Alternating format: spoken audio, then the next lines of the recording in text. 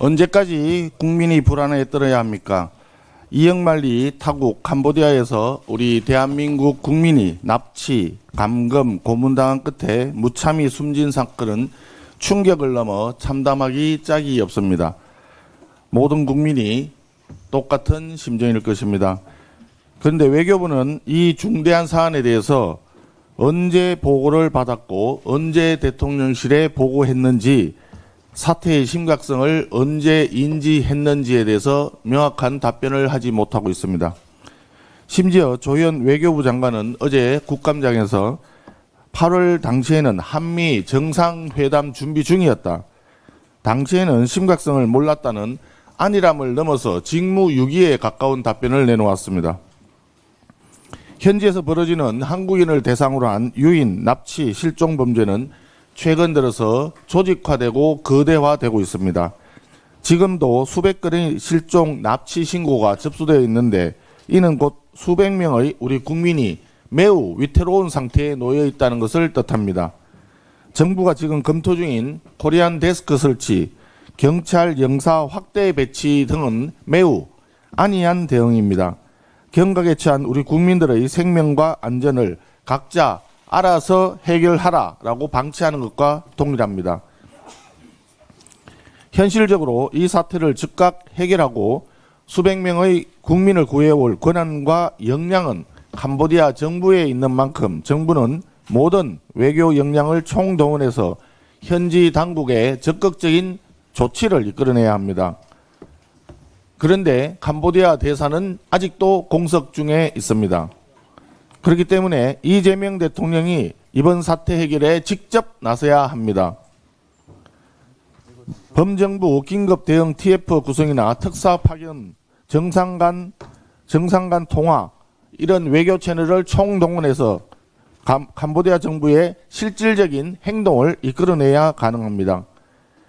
과거 우리 정부에서는 피랍된 우리 국민을 구하기 위해서 아덴만 여명 군사작전까지 전개한 바 있습니다. 이영만리 타국에서 고통받는 국민 한 사람 한 사람을 구하는 일에는 어떠한 제약도 있어서는 안 됩니다. 이재명 대통령이 지난 대선에서 이런 얘기를 했습니다. 국민을 보호하는 것이 국가의 존재 이유라고 말했습니다. 이제는 말이 아니라 행동으로 국민의 생명을 지키는 것이 국가의 최우선 과제임을 분명히 보여주기 바랍니다. 이재명 대통령의 책임 있는 행동과 결단을 기다리겠습니다.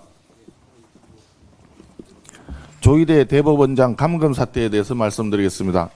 어제 법사위 난동은 한마디로 추미애 위원장과 여당 탈레반급 강경파 의원들의 조리돌림 인민재판 수준이었습니다.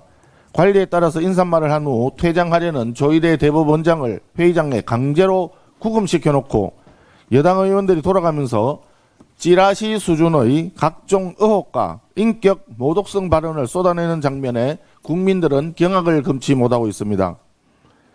과거 어떤 독재 정권에서도 이러한 무도한 짓은 하지 않았습니다.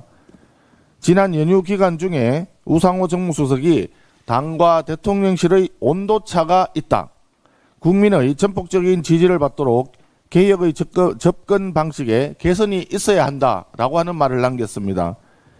정청래 당대표와 추미애 법사위원장을 위시한 더불어민주당 강경파에 대한 대통령실의 경고 메시지였다는 분석이 지배적이었습니다.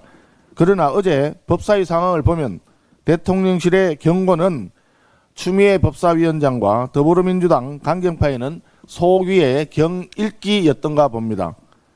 이재명 대통령은 여당의 탈레반급 강경파들의 폭주를 통제할 힘이 전혀 없는 레임덕에 빠진 것입니까? 아니면 이재명 대통령이 앞으로 있을 본인의 재판에 무죄를 받기 위해서 법사위 난동과 조희대 사법부 파괴 공작을 배후에서 조종하고 있는 것입니까? 이재명 대통령의 분명한 입장을 밝혀주기 바랍니다. 민중위 특검이 양평군 공무원 고 정희철 위원장님의 극단적인 선택을 계기로 수사 방식 전반을 재점검하겠다고 합니다. 산후조리원의 산모를 압수수색할 때까지도 아무런 문제의식을 느끼지 못하다가 기어이 무고한 생명이 희생되고 나서야 재점검에 나선 것입니다. 소 잃고 외양간 고치는 모습이 캄보디아 납치 감금 사태에 대응하는 이재명 정부나 정의철 위원장님 사망에 대응하는 민중기 특검이나 똑같아 보입니다. 이제 와서 재점검한다 한들 중이 제 머리 깎을 수 있겠습니까? 고인을 사망에 이르게 한 폭력 수사의 최종 책임자는 민중기 특검입니다. 결국 민중기 특검의 수사 방식 재점검은 잠깐의 소나기를 피하기 위한 빈말에 그치거나 꼬리 자르기로 끝나지 않을까 의구심을 국민들이 가지고 있습니다. 민중기 특검의 강압수사, 조작 기소 의혹에 대한 진실을 명명백백하게 밝히려면 별도의 특검 도입을 통한 엄정한 수사가 불가피합니다. 더불어민주당에 다시 한번 요청드립니다. 특검의 특검법에 대한 더불어민주당 협조를 요청드립니다. 만약 이를 거부한다면 특검의 살인에 이르게 만든 특검의 포괄적 수사 방식에 대한 더불어민주당의 동조임을 국민들에게 알려드리도록 하겠습니다. 이상입니다.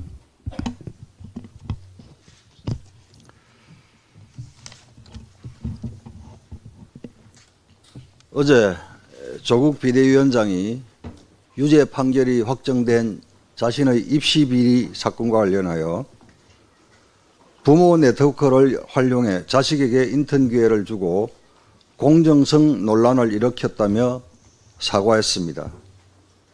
그러나 그 사건은 공정성 논란이 아니고 불공정 그 자체였습니다.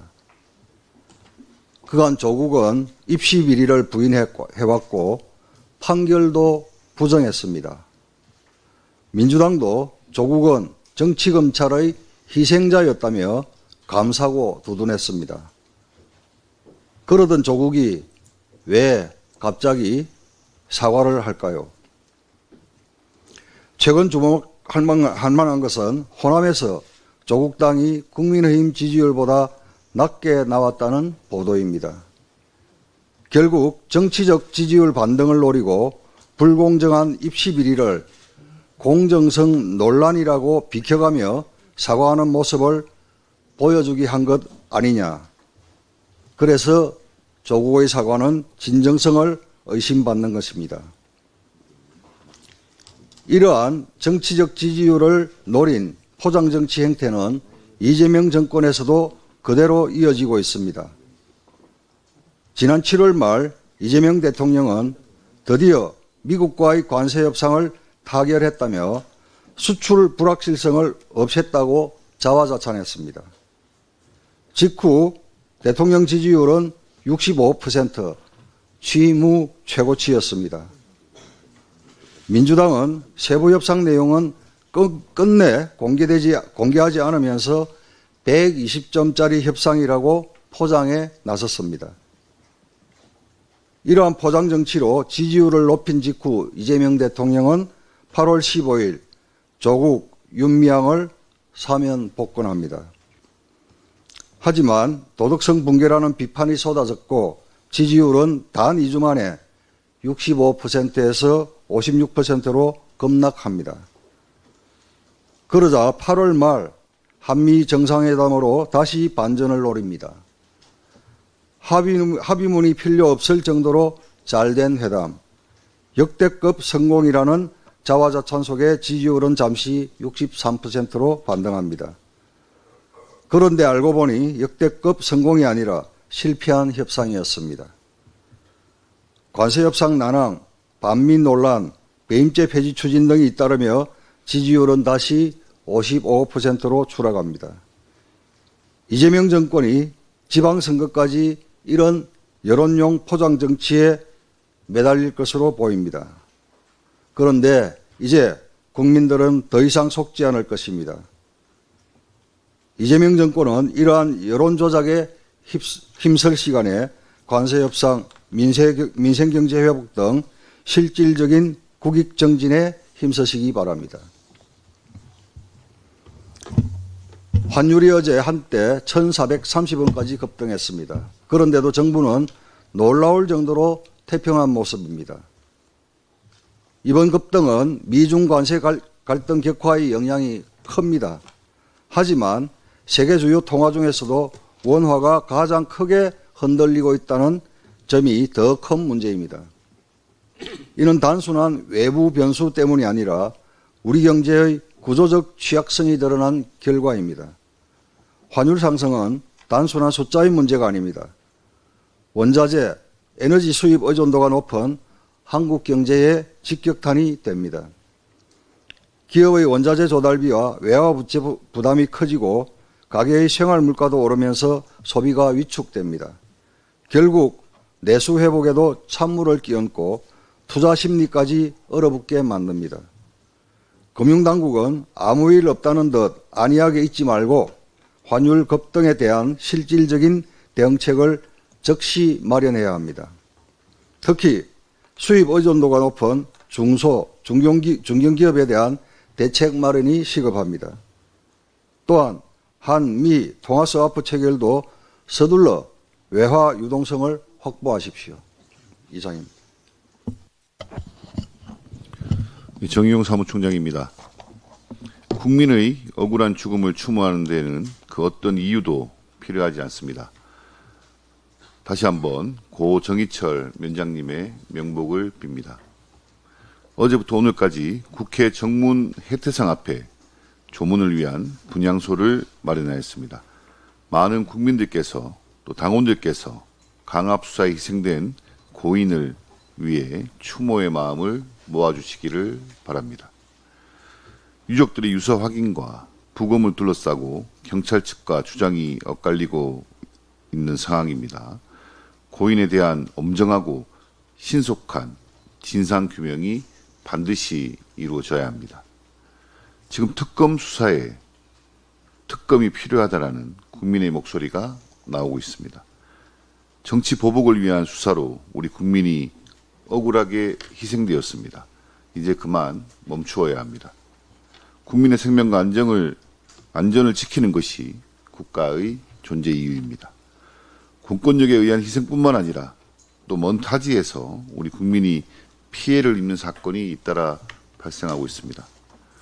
캄보디아에서 한국인을 대상으로 발생한 범죄에 대해 이재명 대통령은 외교부에 총력 대응을 지시했다고 합니다.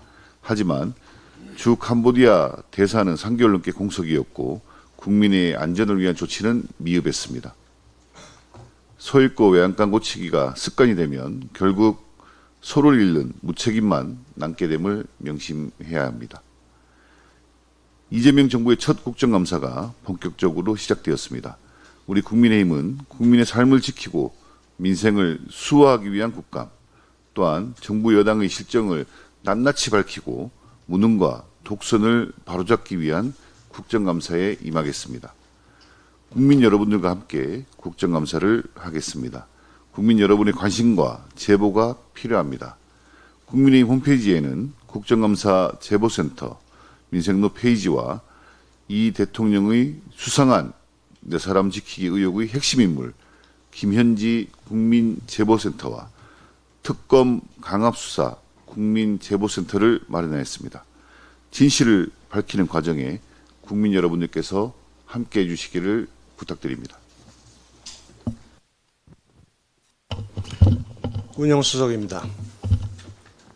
국정감사를 하러 앞둔 지난 12일 이재명 대통령은 느닷없이 마약 수사 외압 의혹 사건의 책임자인 임은정 동부지검장에게 수사팀 구성 등에 관한 지시를 내리며 외압을 행사하고 있습니다.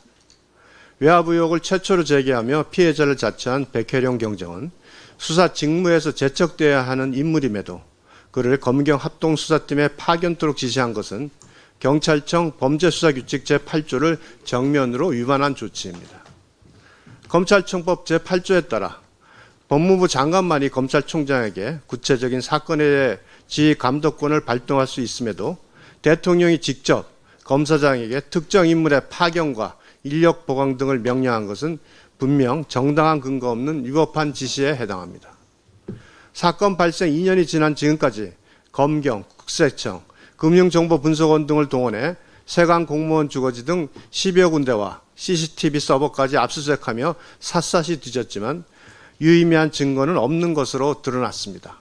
그럼에도 불구하고 윤석열 전 대통령이 마약 독점 사업으로 내란 운영자금 조달을 시도했다는 등 백혜령 경정의 정신분열 수준의 주장만 난무하고 있습니다.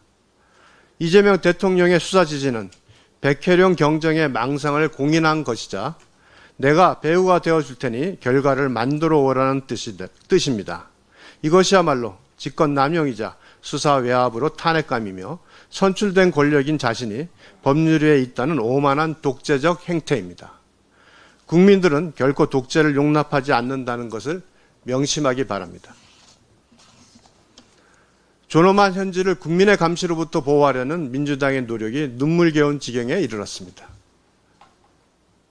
어제 민주당은 15일로 연기되었던 운영위 국정감사 증인 채택을 위한 전체회의를 국민의힘 반대에도 불구하고 일방적으로 연기했습니다. 대통령실은 국회에서 결정하면 따르겠다며 민주당의 공을 떠넘기고 폭탄 처리반이 된 민주당은 15일 운영위에서 또다시 김현지 증인 채택 여부가 논란이 될 것을 피하기 위해 미룬 것입니다. 대법원장은 강제로 자리에 앉혀 법에 금지된 재판관여 질문을 일방적으로 퍼부으며 조리돌림하여 굴욕을 안기더니 김현지는 왜 이리 보호하는 것입니까? 민주당에게는 김현지가 대법원장보다도 훨씬 중요한 인물입니까? 전례 없는 총무비서관 불출석을 주장하고 부속실장으로 갑자기 인사교체하여 세간의 주목을 자체했습니다. 민주당의 존엄현지 과잉 보호로 인해 사회적 감심이 집중되며 이미 많은 증언과 보도를 통해 문제되는 과거 행적들이 드러나고 있습니다. 국민의힘은 어제부터 존엄현지에 대한 제보센터를 운영하기 시작했습니다. 민주당이 아무리 시간을 끌고 존엄현지를 국감장에 안 나오게 한다고 해서 국민의 심판과 진실의 추적은 막을 수 없을 것입니다.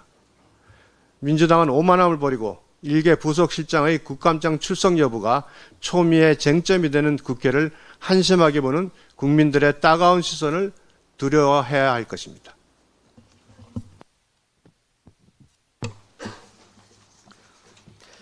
어제 국토위 국정감사에서 민주당 의원이자 국토부 장관인 김윤덕 장관은 중국인의 우리나라 부동산 매입이 공정하지 않다고 답했습니다. 상호주의를 위반한 국민 역차별 실태를 정부 스스로 인정한 것입니다. 그러면서도 정부가 부랴부랴 도입한 외국인 토지거래 허가제는 무늬만 허가제인 껍데기입니다. 허가받을 때 내야 하는 자금 조달 계획서가 진짜인지 가짜인지 확인할 증빙자료 제출 의무가 현재 없기 때문입니다. 중국에서는 실제 거주 여부부터 먼저 확인하고 부동산 허가를 내줍니다. 그러나 우리 정부 외국인 토지거래 허가제는 일단 허가부터 내주고 실거주 확인은 나중입니다. 중국인 등 외국인은 그래서 지금도 아무런 제약 없이 대한민국 땅과 주택을 취득할 수 있습니다.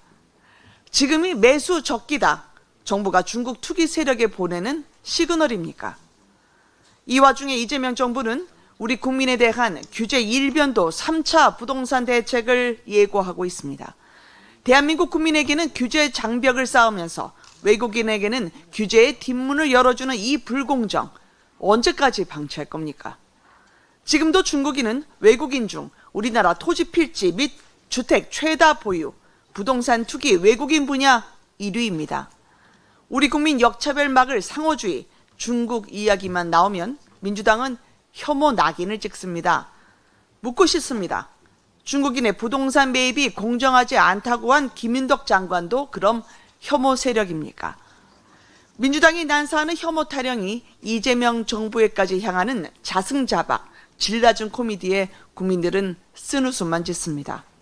민주당이 아무리 애써도 국민의힘은 중국인 특권 막고 우리 국민 지키기로 갑니다. 이상입니다. 보건복지간사 김미애입니다. 본 의원이 최근 국민건강보험공단이 제출한 자료를 분석한 결과 외국인 건강보험 부정수급이 5년 만에 증가세로 돌아섰습니다. 2024년 적발 인원은 17,000명으로 전년 대비 16.8% 늘었고 부정수급액은 25억 20억 5,800만 원에 달했습니다. 부정수급의 99%는 자격 상실 후에도 보험급여를 이용한 사례이고 부정수급자의 70.7%가 중국인입니다. 중국인 부정수급자는 23년 8,856명에서 24년 12,000명으로 35% 이상 증가했습니다.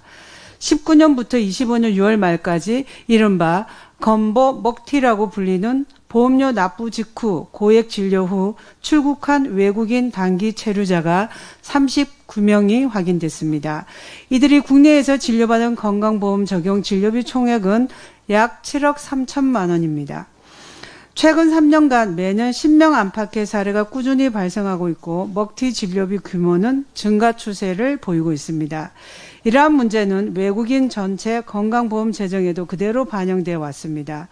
중국인 건강보험은 16년 이후 8년간 4,738억 원의 적자를 누적했고 2018년 한 해에만 1,509억 원의 최대 적자를 기록했습니다. 우리 국민이 피부로 느끼는 분노의 이유입니다. 다행히 2024년 제도 개선 이후 55억 원 흑자, 올해도 8월 기준 흑자 기조를 이어가고 있습니다. 이러한 변화는 지난 윤석열 정부가 국민 여론을 반영해 24년 4월부터 외국인 최소 체류기간 6개월 요건을 도입하고 입국 직후 고액 진료 후 출국하는 무임승차를 차단한 결과입니다.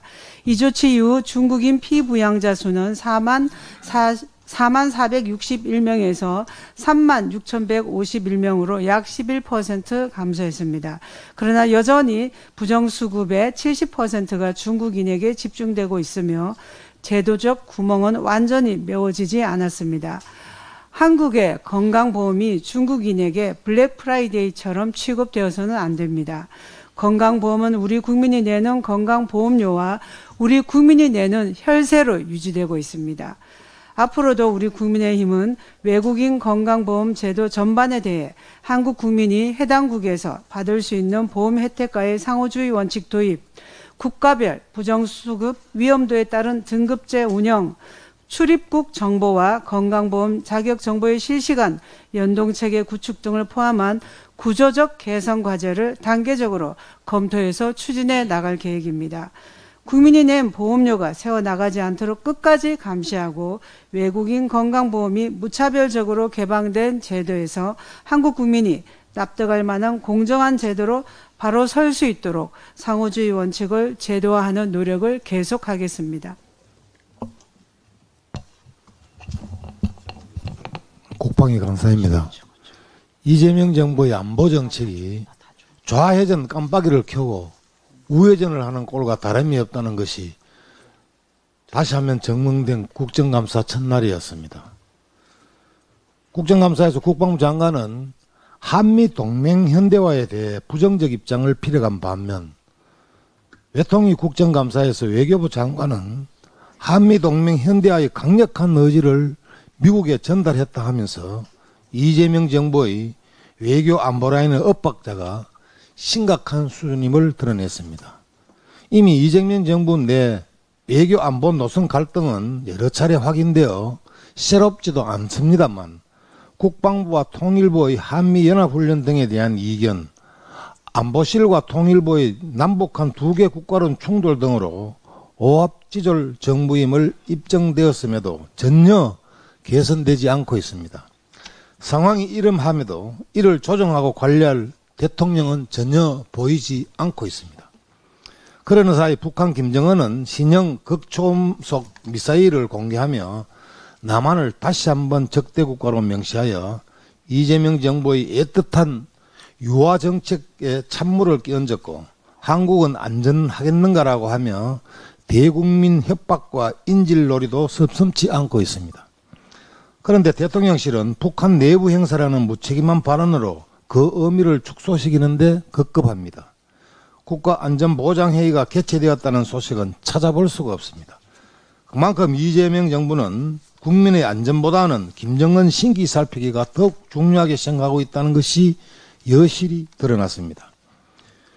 이재명 대통령 국군의 기념사에서 확고한 연합방위 능력과 태세는 한반도의 평화와 안정은 물론 지역의 안정과 공동변경에 확고하게 기여할 것이라고 선언했지만 이는 행동이 수반되지 않은 말에 불과한 허상이라는 것이 최근 1년의 사건들이 보여주고 있는 것입니다.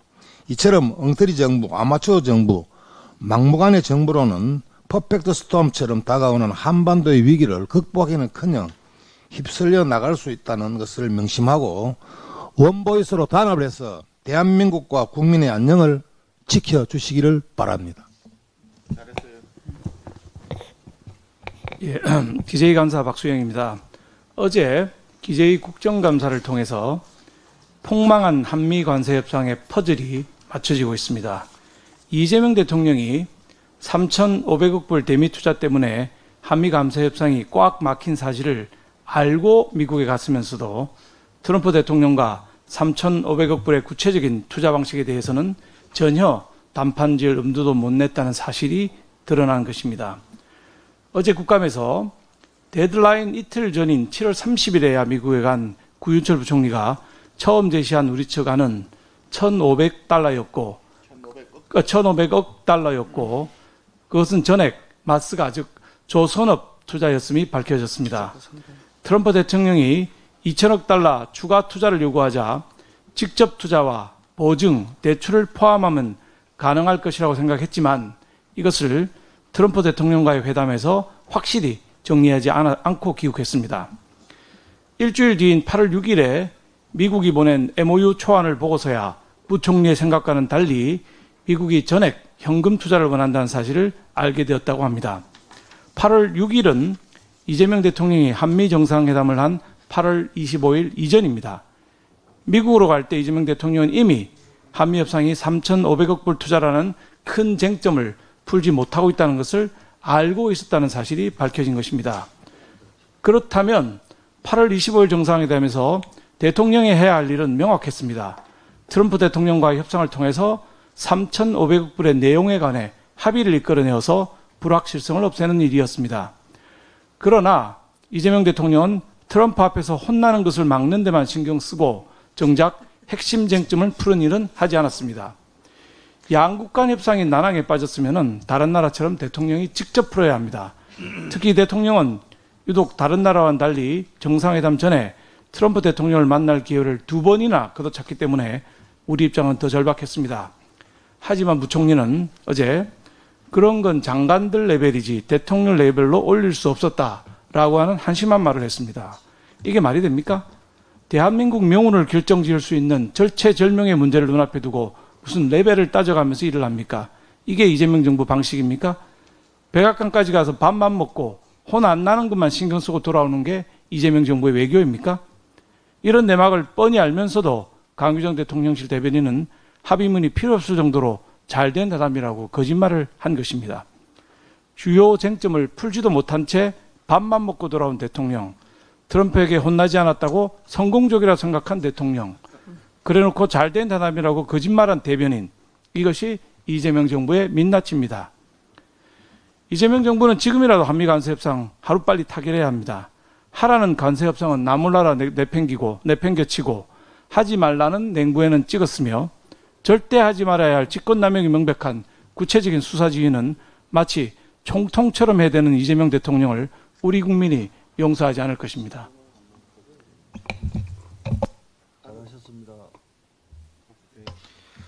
네, 산업중개위 간사입니다.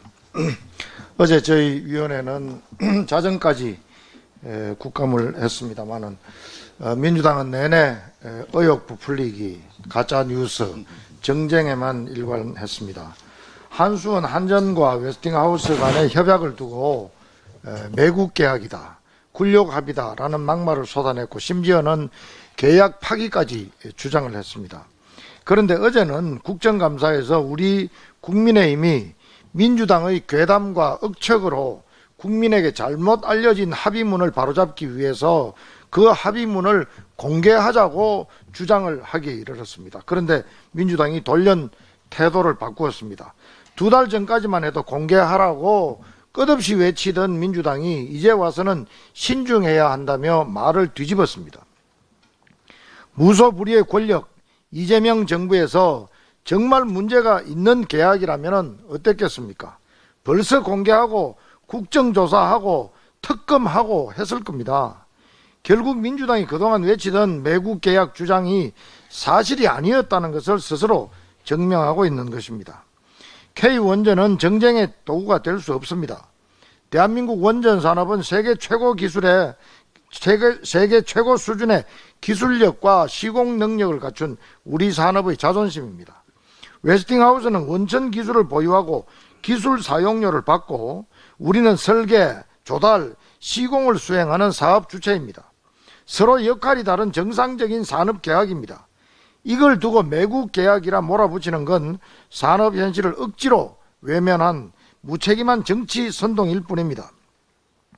지금 우리가 해야 할 일은 근거 없는 의혹을 퍼뜨리는 게 아니라 기술 주권을 지키고 수출 기회를 살리는 일입니다. 국민의힘은 어떤 상황에서도 오로지 국익, 오직 진실의 편에 서서 대한민국 원전 산업의 신뢰와 자존심을 끝까지 지켜내겠습니다. 이상입니다.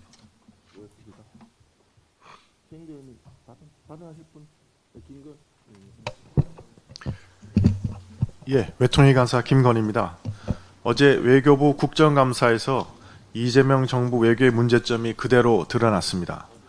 외교의 본질은 국익 수호와 자국민 보호인데 현 정부는 둘 다 지켜내지 못했습니다. 첫째, 해외 우리 국민 보호에 실패했습니다. 캄보디아에서 300명 넘는 국민이 납치되어 고통받고 20대 대학생이 고문을 받다가 숨졌지만 정부의 대응은 필요시 단계적 소환 검토라는 무책임한 말이었습니다. 다수의 사전 징후와 경고가 있었음에도 소잃고 외양간도 못 고치고 있는 형편입니다. 둘째, 한미 관세 협상은 여전히 미궁속이었습니다. 이재명 대통령이 직접 나서서 정면 돌파해야 한다고 수차례 경고했지만 복지부동입니다. 결국 성공적 협상이라는 자화자찬 뒤에 우리 국민과 기업의 고통만 남았습니다. 셋째, 재외공관장 공석으로 외교에 구멍이 뚫렸습니다. 173개 공관 중 43곳이 비어 있습니다. 조지아 사태, 캄보디아 사태, 이스라엘 사태 때마다 공관장은 현장에 없었습니다. 넷째, 여당은 이재명 대통령의 변호인이었던 차지훈 유엔 대사에 대한 화상 출석을 거부했습니다. 다자 외교 경험이 전무한 차지훈 유엔 대사에 대해 국민적 걱정을 덜어드리기는커녕 대통령 측근 감사기로 의구심만 증폭시켰습니다. 그러나 가장 큰 문제는 정부 여당의 자세였습니다. 집권 첫날부터 국정에 대해 무한 책임을 지는 것이 정부와 여당의 숙명입니다. 지난 정부의 탓으로 돌리려는 시도는 무책임한 조상 탓일 뿐입니다. 국정의 무게를 느껴야 할 것입니다. 오늘은 통일부 국정감사를 앞두고 있습니다. 정동영 통일부 장관은 최근 북한의 적대적 두 국가론에 동조하는 평화적 두 국가론을 언급하며 남북한이 사실상의 두 국가라는 반헌법적, 반통일적 언사를 반복하고 있습니다. 오늘 국정감사에서는 정 장관이 보여온 잘못된 통일정책과 왜곡된 대북인식, 그리고 안보 간의 위험성을 철저히 따져 묻겠습니다. 대한민국의 통일정책은 헌법과 자유민주주의의 가치 위에서만 추진되어야 함을 분명히 하겠습니다. 감사합니다. 최영도 간사님, 최근에 기사에 국정자원관리원 화재로 이제 국가 전산망이 마비된 그 시기에 신분증 확인 없이 개통한 휴대폰이 15만 대 정도 이른다는가 하여튼 그런 기사를 본 적이 있어요. 그런데 굉장히 심각한 상황인 것 같은데 신분증이 확인되지 않은 상태에서 휴대폰이 개통된 게 그 며칠 사이에 15만 대라는데 이것이 각종 대포폰이나 이런 범죄 행위에 악용되거나 더군다나 지금 금융기관하고 통신회사가 해킹에 걸려가지고 우리 소중한 국민들의 개인정보가 전부 다 지금 새 나갔지 않습니까? 이게 연계되면 좀 심각할 것 같은데 거기에 대한 혹시 정부의 대책 같은 거 이번에 국감 기간 동안에 한번 좀 확인을 좀 하는 게 어떨까 하는 생각이 듭니다. 마이크. 예, 확인해 보겠습니다. 그 지금 전산망 사태로 신분 확인이 안 된 상태로 그런 일이 있었는지 실제 좀 확인이 필요한 것 같고, 제가 어제 국정감사에서 확인한 것 하나는 그 일부 통신회사가 그 가입자를 높이기 위해서 외국인들을 상대로 우리 한국인의 경우에는 신분증과 본인 입회하에 이제 통신선을 개설할 수 있게 되어 있습니다.